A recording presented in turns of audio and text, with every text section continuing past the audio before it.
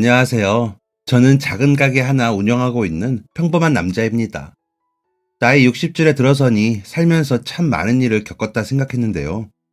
최근에 정말 어디서 듣도 보도 못한 사건을 직접 겪게 되어서 신기한 마음에 글을 적어봅니다. 글솜씨가 서툴지만 잘 좀 봐주세요. 제 인생은 흔하디 흔한 아주 평범하기 짝이 없는 인생이었습니다. 가정 형편도 부족하지도 넘치지도 않는 딱 중간이었고, 제 외모도 딱 보통이었고, 그나마 공부는 평균보다 조금 더해서 장남이라는 이유로 대학교까지 나왔습니다. 대학교 나오고서도 별다르게 특별했던 일은 없었습니다. 아, 그나마 특별했던 사건을 하나 찾아보자면 연애 결혼을 했다는 것이었습니다. 뭐 지역마다 집마다 천차만별이었지만 그때만 해도 제 주변에는 거의 다 선봐서 결혼을 올렸거든요. 주로 부모님이 주선해 주시는 게 대부분이었고 가끔 가다가 지인들의 만남으로 이루어지는 경우가 많았습니다. 물론 연애하는 친구들도 많았지만 왜인지 결혼은 다 선봐서 하더라고요. 제가 성격이 그냥 둥글둥글하다는 말을 많이 듣습니다. 특별하게 욕심부리는 것도 없고 뾰족하게 예민한 구석이 있는 것도 아니고 뭐 리더십이나 야망이 있는 것도 아니었고 그냥 수준에 맞게 살면서 좋은 사람들과 두루 어울리는 걸 좋아했습니다. 그래서 저도 부모님께서 주선해 주시는 선자리 나가서 괜찮은 여성분과 결혼을 하려 했습니다. 그게 부모님도 좋고 저도 좋고 선보러 나온 여성분과 그 집안에도 좋은 일이라고 생각했으니까요. 그 전에 연애를 안 한 건 아니었지만 대학교 때 한 번, 군대 제대하고 한 번이 전부였습니다. 그마저도 1년을 채 채우지를 못했었고요. 그래서 부모님이 마련해 주신 자리에 나갔습니다. 최성남 씨? 아, 예, 안녕하세요. 그런데 참 이상하게도 뭐가 안 되려고 했던 건지 제가 선만 10번을 봤는데 전부 다 마음이 통하지가 않았습니다. 어떤 여성분은 만나자마자 제 외모가 실망스럽다는 티를 팍팍 내고 또 어떤 분은 결혼하면 집과 차는 당연히 해와야 한다고 주장하고 또 어떤 분은 식사 자리 매너가 영 엉망이었죠. 10명이 전부 다 그런 식이었습니다. 이쯤 되니 부모님은 제게 무슨 문제가 있는 거 아니냐며 따지지 말고 적당한 사람 만나서 결혼을 올리라고 성하셨습니다. 그때 부모님 친구분들의 자녀들이 하나둘씩 식을 올리니까 마음이 급하셨나 봅니다. 당시 제 나이가 29이었는데도 말이죠. 그런데 제가 의외로 로맨티스트인 건지 뭔지 마음이 딱 통하는 사람을 만나기가 어려웠습니다. 그러던 어느 날이었습니다. 이것도 진짜 신기한 인연이긴 한데 그날 제가 11번째 선자리가 있던 날이었습니다.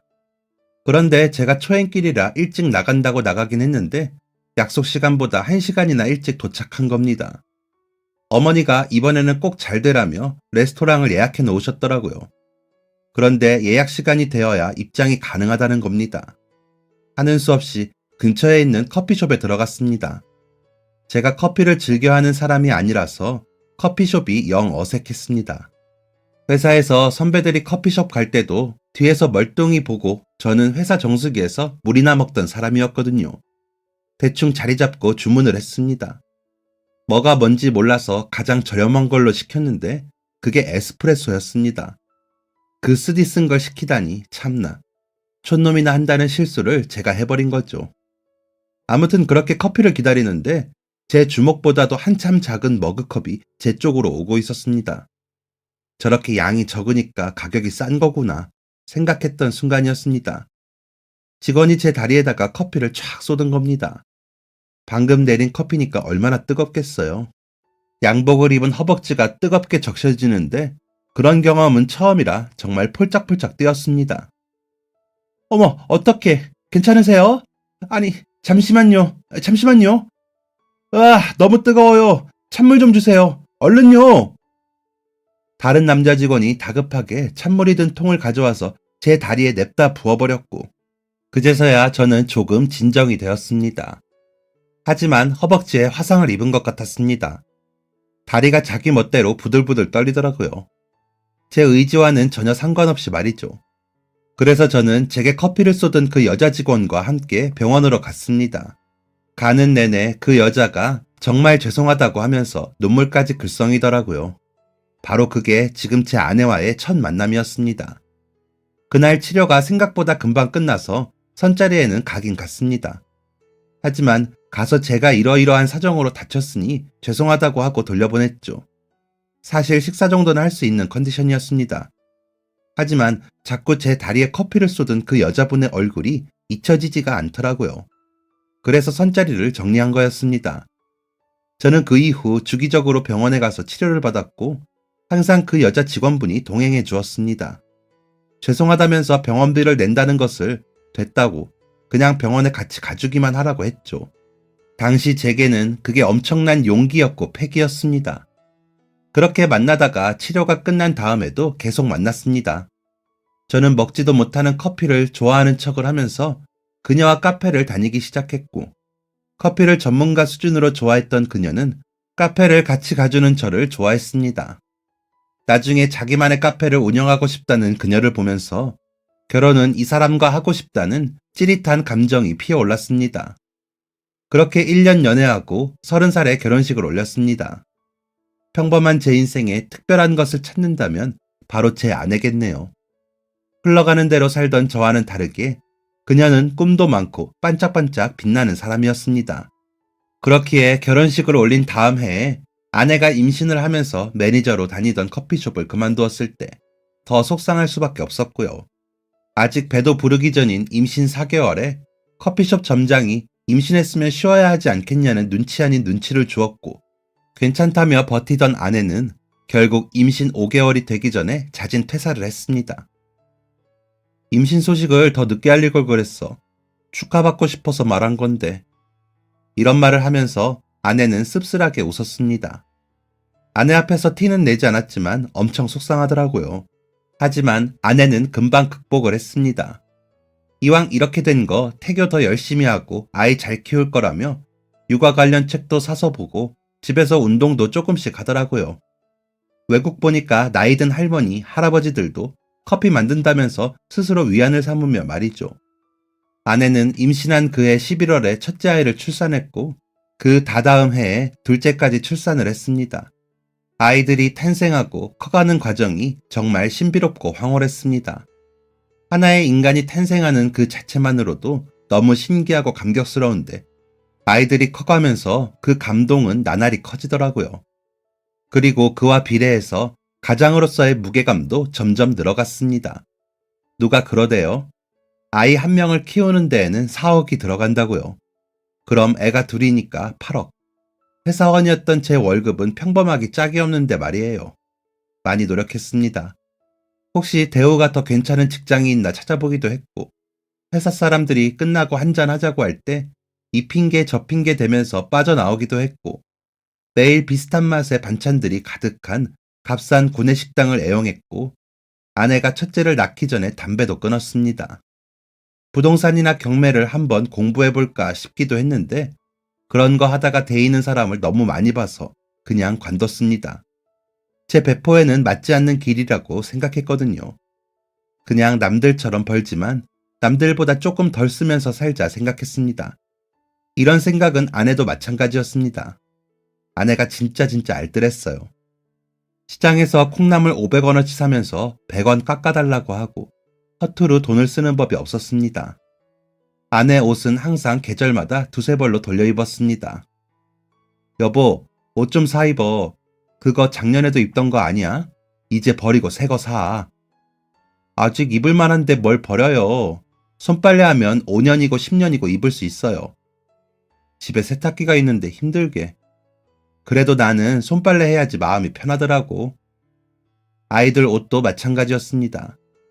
첫째가 아들, 둘째가 딸인데 성별이 다른데도 둘째 딸아이 옷은 거의 사는 법이 없었습니다. 아내가 흰 옷은 전부 다 삶고 양말까지 손세탁하고 겉옷은 계절 바뀔 때마다 드라이해서 옷장에 넣어뒀거든요. 그렇게 관리를 하니 첫째가 입던 옷들을 새 옷처럼 깨끗하게 둘째한테 줄 수 있었습니다. 대신 아내는 둘째가 서운해할까봐 시장 간다고 하고선 집에서 나갈 때 옷을 봉다리에 넣었다가 도로 가져오며 사온 옷처럼 보여주기도 했습니다. 초등학교 고학년 때까지 말이죠. 이러니 저도 덩달아서 더 악착같이 아꼈던 거죠. 그래도 그게 불만이었던 적은 한 번도 없었습니다. 오히려 아내에게 너무 고마운 마음이 들었죠. 첫째가 초등학교 들어갈 쯤에는 괜찮은 조건의 회사에서 제안이 들어와서 이직을 하게 되었습니다. 직급은 대리였지만 팀장급으로 일하면서 급여도 조금 더 많이 주는 곳이었습니다.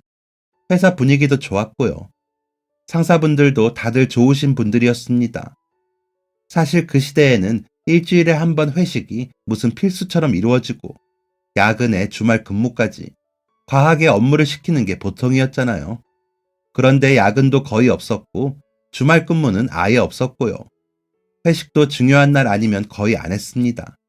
그렇다 보니 집에 애들이 있는 저 같은 사람에게는 아주 좋은 직장이었죠.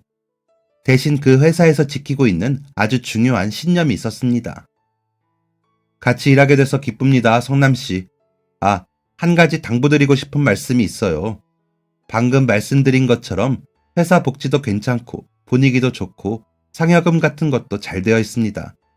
그런데 저희 회사에 원칙이 있어요. 잘못한 일에 대해서 아주 냉정하게 판단합니다. 실수? 뭐 괜찮죠. 사람이니까요. 하지만 실수가 반복되면 그건 실수가 아니라고 생각해요. 저희는 반복되는 실수를 용납할 수가 없고요. 그리고 만약 고의로 어떤 행위를 하였고 그로 인해 회사에 손실이 생겼다 하면 그만한 대가를 치를 겁니다. 며칠을 일하건 몇 년을 일하건 그런 정 때문에 봐주는 곳 아닙니다. 겁을 주려고 이런 말씀 드리는 게 아니라 저희 회사 분위기를 아셨으면 해서 말씀드려요.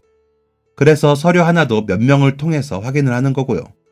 이건 성남시뿐만 아니라 모든 직원에게 동등하게 적용되는 것이니 꼭 염두에 두셨으면 합니다. 네, 알겠습니다. 그땐 그 말이 그리 무겁게 들리지 않았습니다. 제 입으로 이런 말씀 드리기 좀 민망하지만 저 되게 꼼꼼한 사람입니다. 그렇다고 실수를 안 하는 사람이라는 건 아니지만 그래도 실수를 반복하는 일은 없었습니다. 그리고 실수를 반복하는 직원을 감싸지 않고 내칠 줄 아는 것도 회사의 경영 철학인 것이니 당연히 존중해야 했고요. 그렇게 그 회사에서 열심히 일을 했습니다. 실적도 좋은 편이었습니다. 그러다가 첫째 아이가 중학생 때 저는 과장으로 승진을 하게 되었습니다. 당연히 급여도 조금 올랐고요. 여보, 너무 축하해요. 정말 고생 많았어. 고생은 당신이 더 했지. 월급이 많이 오른 건 아니지만 그래도 이제 우리 아들도 곧 고등학생이고 하니까 조금은 널널하겠어. 당신 옷도 좀 사입고. 아유, 고등학생 되면 돈 나갈 거 더 많지 뭐.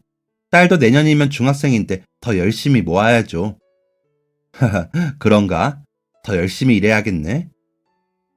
은행 이자가 높을 때 아내가 저축을 꼬박한 탓에 살림이 힘든 상황은 아니었습니다. 그런데도 아내는 꾸준히 차곡차곡 모았습니다.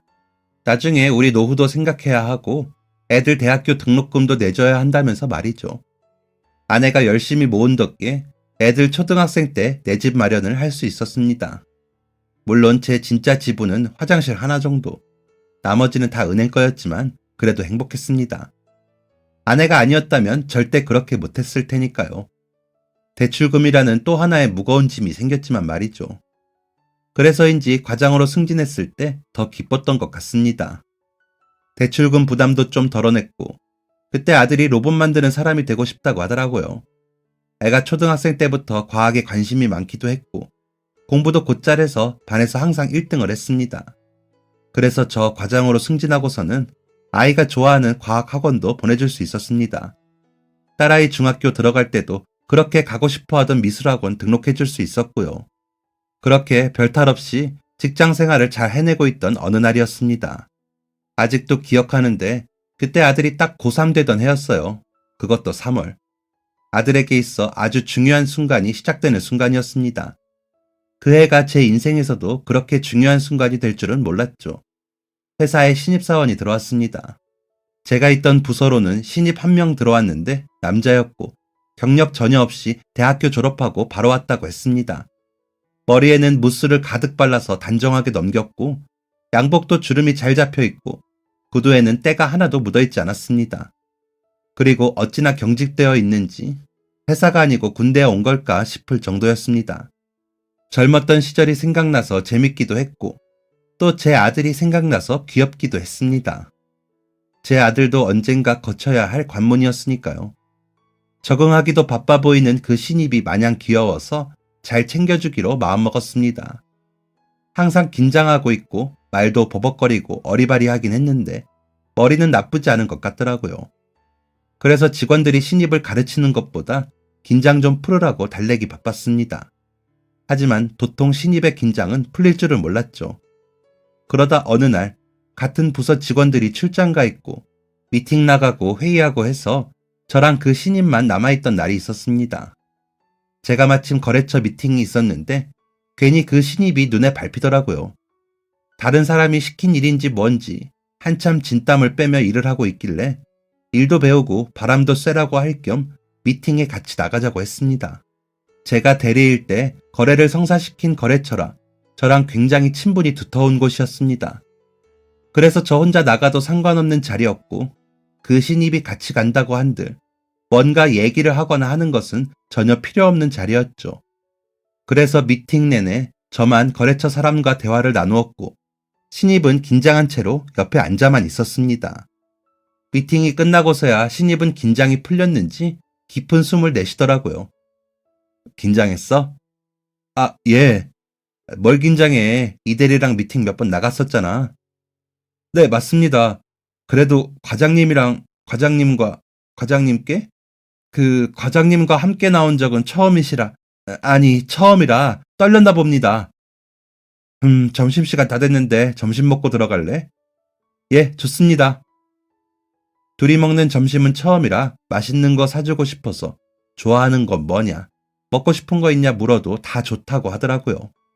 그래서 그냥 국밥집에 들어가서 밥을 먹었습니다. 일 힘들어? 아니요, 안 힘듭니다. 사람들 국밥 먹다가 체하겠다. 작게 좀 말해. 긴장 풀고. 네? 네. 네, 알겠습니다, 과장님. 왜 그렇게 계속 긴장해 있어? 그게 실수하고 싶지 않아서 그렇습니다.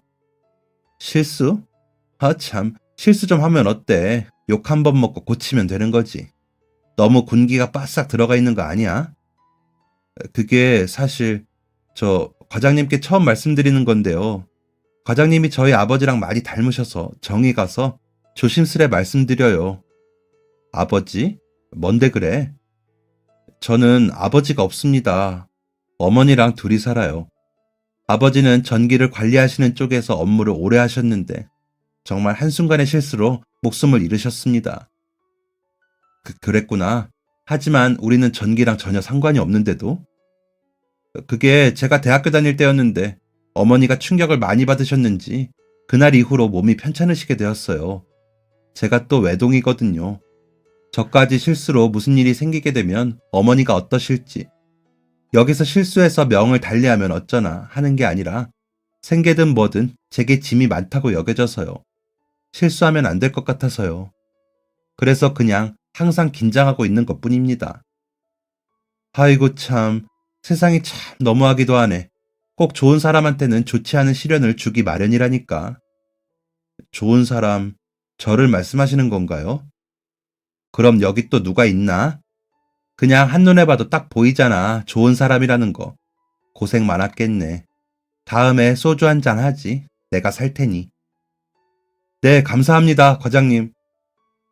신입의 얘기를 듣고 나니 긴장을 너무 많이 하는 이상한 사람이라고 오해했던 게 괜히 미안해지더라고요. 저도 다른 직원들도 그런 속사정이 있는 줄은 전혀 몰랐으니까요. 가뜩이나 아들 생각 많이 나게 하는 신입이 아버지도 안 계시고 힘들게 생계를 유지하고 있다고 하니 그 이후로 마음이 더 많이 쓰였습니다. 그래서 그 다음부터 다른 직원들 몰래 간식도 좀 챙겨주고 모르는 거 있다고 하면 더 자세히 알려주려고 하고 미팅도 종종 데리고 다니면서 일을 가르쳤습니다. 하지만 긴장된 모습은 여전했던 탓에 부서의 다른 직원들은 그 신입을 별로 좋아하지 않았습니다. 일부러 컨셉을 그렇게 잡는 거냐? 그렇게 긴장하고 있는 게 오히려 더 눈치 보인다. 답답하게 굴지 말고 일이나 잘해라 하는 둥 신입에게 핀잔을 주곤 했었죠. 그때마다 신입이 제게만 말해준 속사정을 알리고 싶었지만 신입이 원치 않는 듯하여 혼자만 알고 있을 수밖에 없었습니다. 직원들이 신입에게 조금 심하다 싶으면 가서 말리고 일부러 화제를 돌리면서 은근슬쩍 챙겨주는 것밖에 어찌할 도리가 없었죠. 그래도 신입은 꿋꿋하게 버텼습니다. 욕 좀 먹는다고 주눅들 성격은 아니었습니다. 오히려 혼이 날수록 능률이 조금씩 오르는 듯 보였습니다. 그렇게 신입이 들어온 지 1년 안 된 11월 달의 일이었습니다. 저희 회사가 그때 정말 바빴어요. 회사 특성상 연말 한두 달 동안 회사 1년 매출의 거의 반 정도가 발생하거든요. 그만큼 바쁘기도 바쁘고 중요하기도 중요한 시기였습니다. 그래서 평소에 잘 하지 않는 야근도 자처하면서 하는 경우가 많았고, 그건 직급 상관없이 모두가 마찬가지였습니다. 과장이었던 저도 일주일에 서너 번은 야근을 하면서 업무를 봐야 했습니다. 큰돈이 오가는 계약도 많아서 항상 긴장을 하고 있어야 했고, 회사 사람들 모두가 날이 서 있는 예민한 시기였죠. 또 그 해에 끝나야 하는 계약건들도 많아서 시간 약속도 엄격하게 지켰습니다. 술을 그렇게 좋아하시는 부장님은 능률 떨어진다고 연말에는 술도 거의 안 드실 정도였으니 말 다 했죠 뭐. 그런데 그렇게 중요한 시기에 정말 해서는 안 되는 상상도 할 수 없는 실수를 신입이 저지르고야 말게 됩니다. 정말 중요한 계약서였습니다. 그 거래처와의 계약을 따내기 위해서 준비한 기간만 거의 3년이었습니다. 그 거래처가 다른 회사랑 소통하고 있을 때부터 은근하게 어필을 계속했었고, 그러다가 그 해 초부터 미팅을 몇 번 하다가 하반기부터 본격적으로 프로젝트 얘기가 오갔고, 3달을 걸쳐서 계약서를 수정하고 수정해서 결정적으로 계약서를 가지고 최종 점검을 앞두고 있었습니다. 그 거래처와 계약이 성사되면 이듬해 예상 수익만 몇십억이었던 중요한 계약이었어요. 그리고 그 프로젝트가 그 거래처만 계약하면 되는 게 아니었고, 다른 외주업체 몇 군데도 같이 묶여있던 꽤 규모가 있는 프로젝트였습니다. 그런데 한 가지 일만 붙잡고 있을 수는 없는 바쁜 시기였던 만큼 부서 팀장이 그 프로젝트 원고 제본과 샘플 발주를 신입한테 맡겼던 겁니다. 그런데 신입도 입사 후 이례적으로 바쁜 시기에 정신을 못 차렸던 상태여서 그랬는지 원고 제품과 샘플 발주를 정말 하나도 준비를 안 해놓은 겁니다. 중요한 미팅이었던 만큼 과장인 제가 미팅에 나가기로 되어 있었는데 저는 그 사실을 전날 알게 되었던 거죠. 대리가 제게 와서 말을 하더군요. 과장님, 죄송합니다. 정말 죄송합니다. 그 자식 진짜. 제가 그렇게 꼭 하라고 당부를 했는데 정말 죄송합니다. 정말 면목이 없습니다. 이 대리, 신입만 탓할 게 아니라 이 대리도 잘못한 거야. 알지? 네, 알고 있습니다. 신입 아직 입사 1년도 안 됐어. 근데 이 대리는 아니잖아. 미팅이 당장 내일인데 어떡하려고 미리 확인도 안 한 거야. 죄송합니다. 정말 죄송합니다, 과장님. 됐다. 신입한테는 뭐라고 하지 마. 걔 나름대로 지금 머리 터질 거다. 원고는 바로 나올 수 있으니까 제보내서 내일 아침에 미팅 장소로 바로 보내고, 샘플은 디자인팀 연락해서 3D로 작업 좀 부탁해봐. 네, 알겠습니다. 그게 제가 할 수 있는 최선이었습니다. 그것도 전날 밤 7시에 상황을 파악했던 저는 일단 대리에게 업무 지시를 내려놓고 3일 만에 퇴근을 했습니다. 집에 들어가서 대충 씻고 미팅 준비 좀 하다가 겨우 4시간 자고 다시 일어났습니다. 새벽 5시. 얼른 준비하고 미팅 장소로 갔습니다. 외주 업체 공장에서 진행하기로 했던 터라 지방에 있는 공장에 가려면 일찍이 움직여야 했죠. 일어나자마자 대리한테 문자를 보냈습니다. 대리도 밤을 샌 건지 뭔지 답장이 바로 오더라고요. 과장님, 방금 신입이 미팅 장소로 출발했습니다. 기차 시간이 애매해서 그냥 회사차로 보냈습니다. 아마 미팅 시간보다 1시간 전쯤 도착할 것 같아요. 원고 제본 다 완료해서 같이 보냈고 3D 샘플도 밤늦게 완료되어서 USB에 넣어 보냈습니다. 샘플본을 가지고 미팅을 하기로 한 게 정석이었지만 빈손으로 가는 것보다 낫겠다 싶었습니다. 대리의 문자를 받고 조금은 마음 편하게 미팅 장소로 향했습니다. 그런데 분명 미팅 시간보다 1시간 일찍 도착한다고 했던 신입의 모습이 보이지 않았습니다. 제가 30분 일찍 도착을 했거든요. 이제 슬슬 원고 깔아놓고 준비를 해야 하는데 마음이 불안해졌습니다. 전화를 해도 받질 않더라고요. 무슨 일이 생겼나? 오다 사고를 당했나? 뭐 납치라도 된 건가? 진짜 오만 생각이 다 들었습니다. 업체 사람들도 하나둘 자리를 채우니 더 불안해졌습니다. 시간이 다가올수록 점점 식은땀이 나더라고요. 그런데 그때 미팅을 딱 5분 남겨두고 신입이 도착했습니다.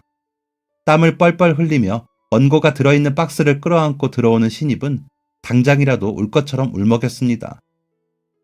너 어떻게 된 거야? 제가 운전이 미숙해서 죄송합니다. 길을 잘못 들어서 죄송합니다. 아, 됐다. 일단 왔으니 됐어. 자, 준비하자. USB는 나한테 주고 원고 배부해. 네. 그런데 신입이 주머니를 뒤적거리더니 손을 벌벌 떨면서 이번엔 가방을 쑤시더니 아예 가방에 있는 걸 다 끄집어내면서 뒤지더라고요. 과장님, USB가 없습니다. 지금? 일단 원고 배부해. 이대리한테 파일로 보내라고 할 테니까. 신입은 손을 떨며 미팅 원고를 배부했고 저는 이대리한테 연락을 취했습니다. 그런데 이대리가 연락이 안 되는 겁니다. 생각해보니 그날 같은 시간에 다른 거래처 미팅이 있던 날이었습니다. 급한 대로 디자인팀에 연락을 했고 겨우 메일로 작업 파일을 보내준다는 답을 받은 순간이었습니다. 아니, 이게 뭔가요? 거래처 사람들이 원고를 넘기면서 인상을 찌푸렸습니다. 이번엔 또 뭔가 싶어서 심장이 벌렁거렸습니다. 입사 후 신입이던 시절에도 그렇게 떨렸던 적이 없었습니다. 그런데 나이 50이 가까워진 나이에 심장이 벌렁거려서 터질 것 같았습니다. 회의실은 점점 웅성대는 소리로 가득 찼습니다. 저는 얼른 가서 배부된 원고를 살폈습니다. 다른 원고였습니다. 이대리가 나간 미팅의 원고였던 겁니다. 그땐 진짜 심장이 쿵하고 발끝으로 떨어지는 기분이었습니다. 망연자실한 표정으로 신입을 쳐다보니 신입도 그제야 상황 파악이 되었는지 덜덜 떨면서 울음을 꾹 참고 있었습니다.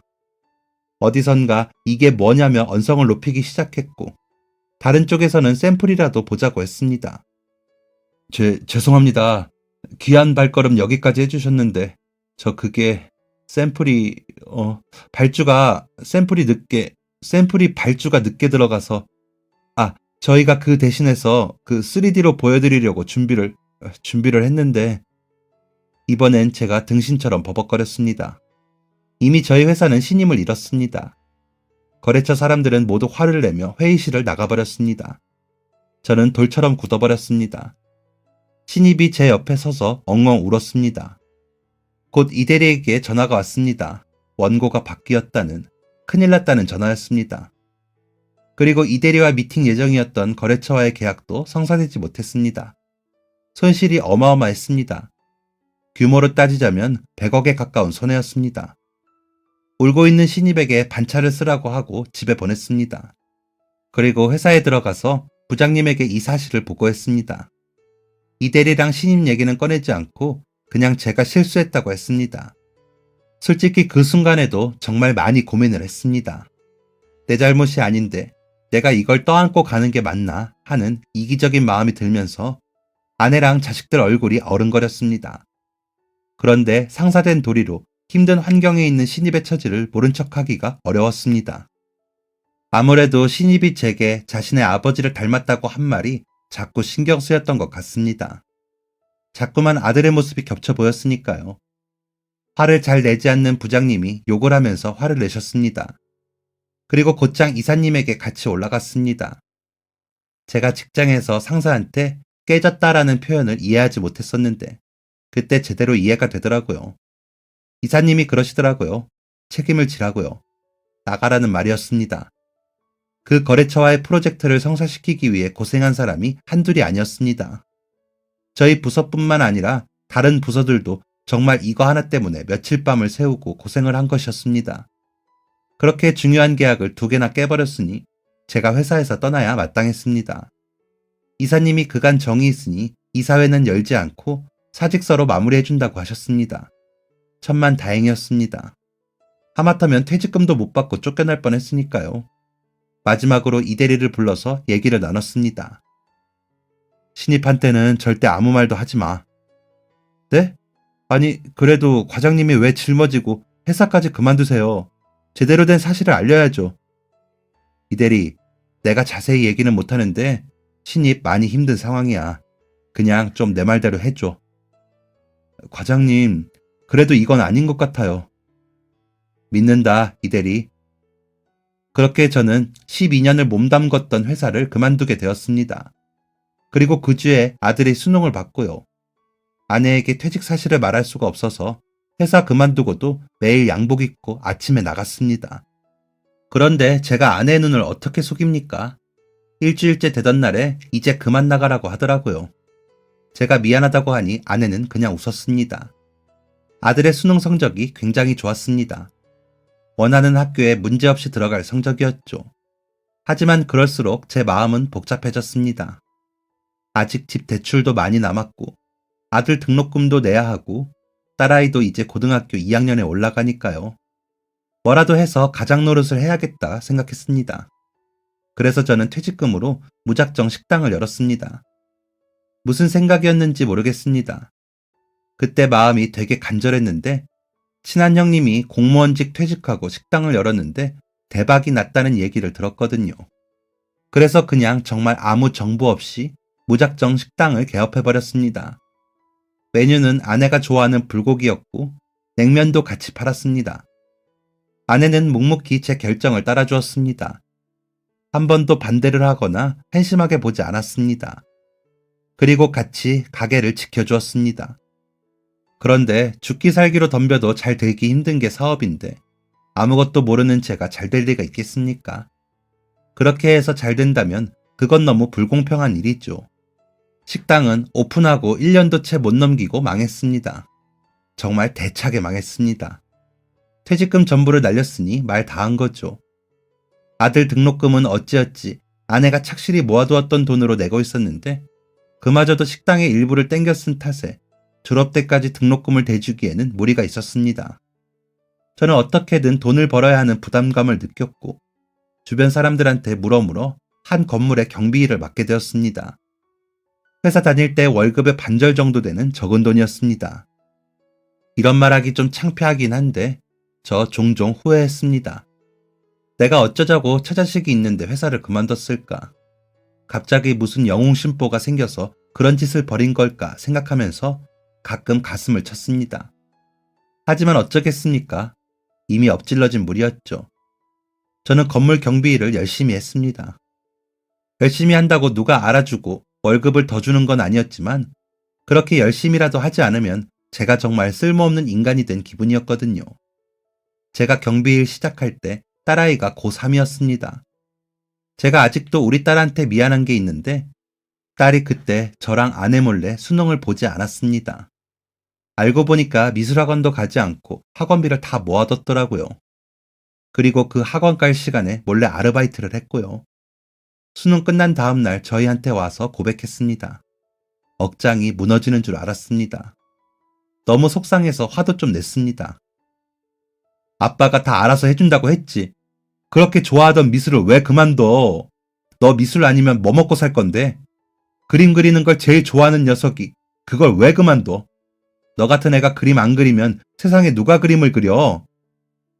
꼭 대학 나와야 그림 그리는 것도 아니고 아빠가 그렇게 힘들게 일하는데 내가 어떻게 그 돈으로 대학을 다녀? 원래부터 별로 가고 싶지도 않았어. 그냥 프리랜서로 일할 거 찾아보고 알바도 좀 하고 그러려고. 아내가 그때 진짜 많이 울었습니다.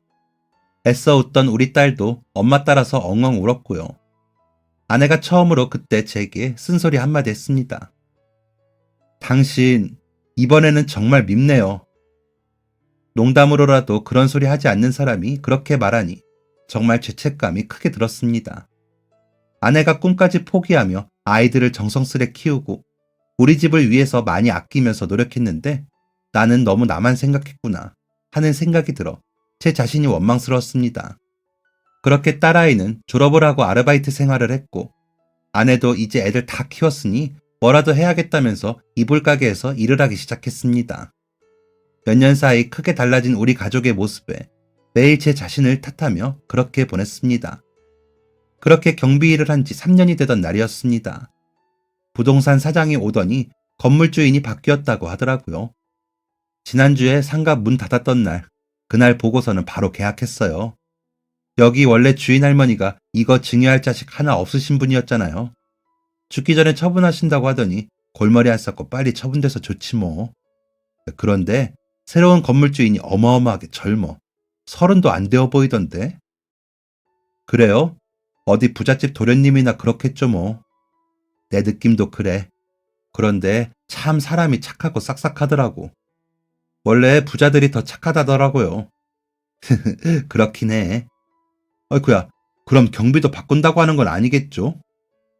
아, 맞아. 안 그래도 그때 건물 보러 와서는 대뜸 경비부터 찾더라니까. 뭔가 이상하다 싶었어. 그래요? 만나면 인사 잘 드려야겠네요. 이거 참 갑자기 긴장되네. 오늘 키 받으러 직접 여기로 온다고 하셨으니까 만나면 인사 잘해요. 저기 오시네.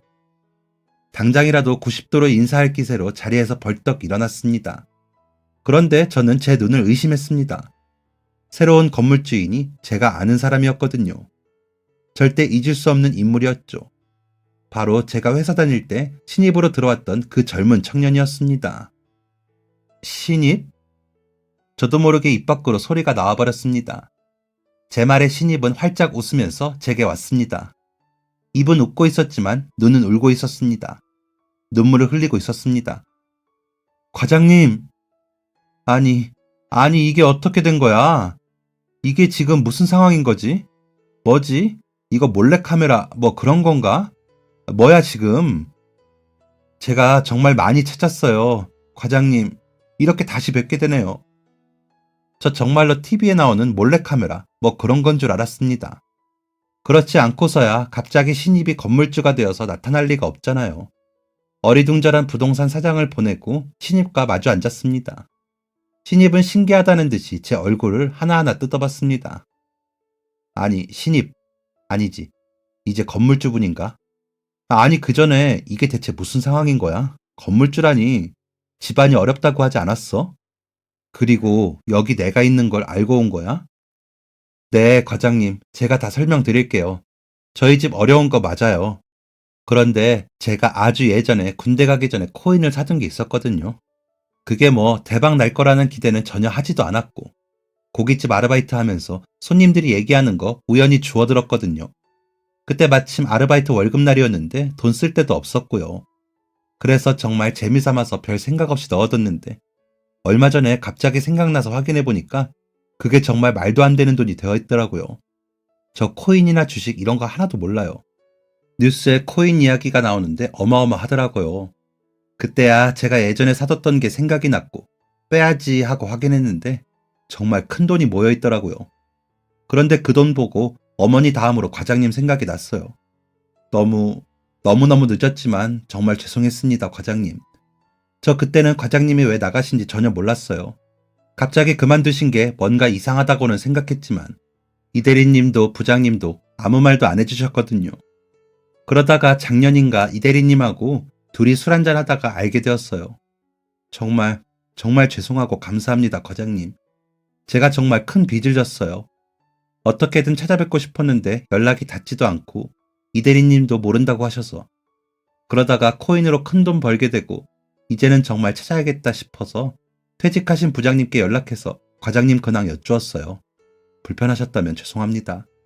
하지만 이렇게라도 제 마음을 전하고 싶었고 빚 갚고 싶었어요. 참으로 황당하기도 하고 놀랍기도 하고 신기하기도 했습니다.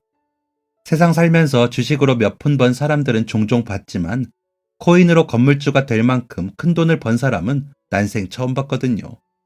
그런데 그 사람이 제게 빚을 갚는다고 하니 이게 그냥 좋아하기만 해도 되는 건지 혼란스러울 지경이었습니다.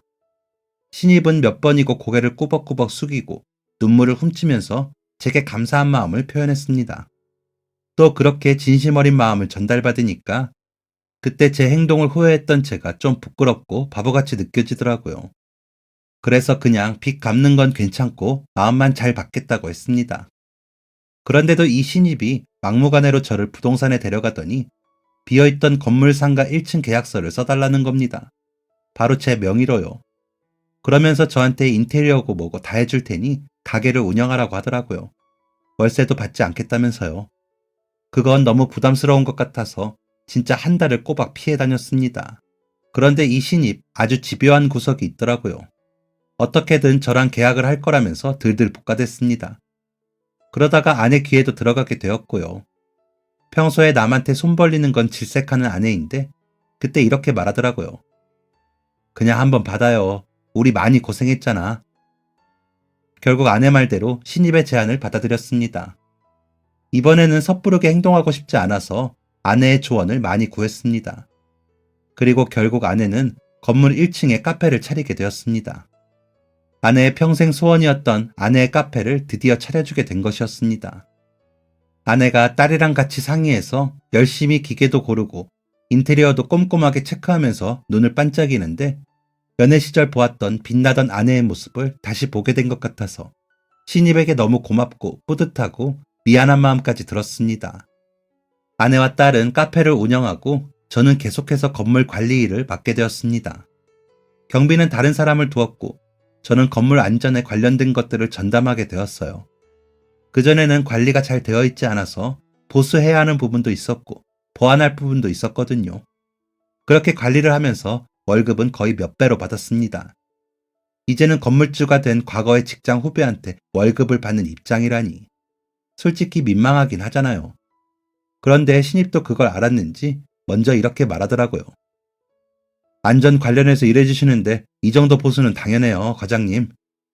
참 마음이 깊은 사람입니다. 그렇게 제 인생에 또 한 번의 전환점이 오고 벌써 몇 년이 되었네요. 아내와 딸아이가 열심히 운영하고 있는 카페는 아주 잘 되고 있습니다. 아내가 커피에 대해 공부를 정말 많이 했고 딸아이가 빵이나 과자 같은 것도 곧잘 만들거든요. 확실히 진심이 있고 열정이 있으니 뭐든 잘 되는 것 같습니다. 저는 열심히 그 옆에서 시중 들면서 건물 관리도 하면서 살아가고 있습니다. 아, 덧붙이자면 저희 아들은 지금 연구원에서 열심히 일하고 있고요. 그림을 포기한 줄 알았던 딸아이는 무슨 이모티콘 같은 것도 만들어서 판매하고 프리랜서로 꾸준히 활동하고 있는 것 같더라고요. 건물주가 된 신입도 어머니랑 함께 행복하게 살고 있습니다. 어머니 건강이 많이 좋아지셨다고 해서 다행이에요. 평탄할 줄 알았던 인생이었는데 힘든 몇 년을 지내고 나니 더 열심히 살아야겠다는 생각이 듭니다. 남은 생이 얼마나 될지는 모르겠지만 몇 번의 전환점을 겪었으니 후회 없이 더 열심히 살려고 합니다. 여러분들도 후회 없는 삶 사시길 바라겠습니다. 이야기 들어주셔서 감사합니다. 지금까지 사연 들어주셔서 감사합니다. 사연이 재밌으셨다면 구독과 좋아요를 눌러주세요. 감사합니다. 안녕히 계세요.